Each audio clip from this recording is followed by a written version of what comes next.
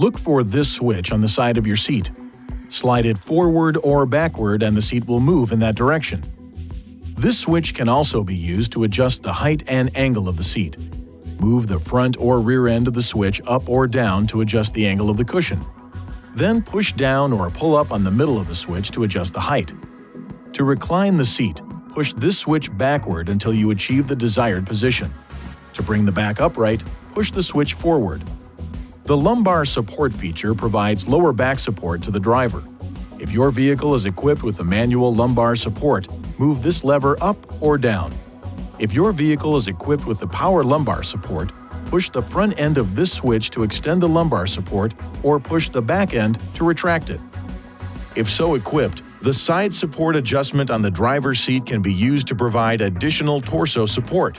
Push the switch up to increase the support or down to decrease the support. The thigh extension for the front seats, if so equipped, allows the front portion of the seat to be extended for additional comfort. Pull up and hold this lever to adjust the extension to the desired position. To fold the rear seats, if so equipped, first, disconnect and stow the center seat belt and tongue into the retractor base. To do this, hold the connector so that the seat belt does not retract suddenly when the tongue is released, and then insert a suitable tool into the connector buckle. Secure the connector tongue into the retractor base.